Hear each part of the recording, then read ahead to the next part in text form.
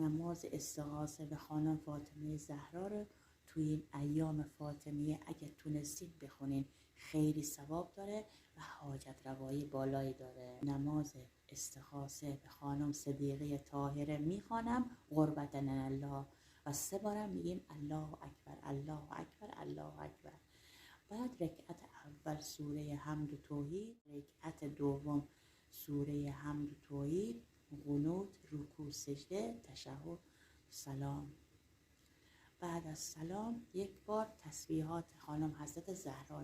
بعد پیشونیمونو میذاریم روی مر، 100 مرتبه میگیم یا مولاتی فاطمتون اغیثینی.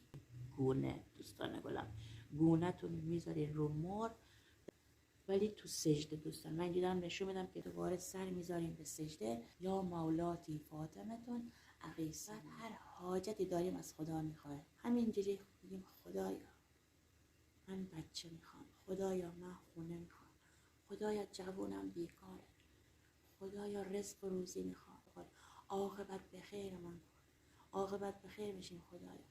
با خدا در میان بذاره انشاءالله که به حق فاطمه زهرا تو این ایام فاطمیه هر حاجتی داری خدا بهت بده. اگر با من همراهی زیر این پست برام بنویس یا فاطمه زهرا.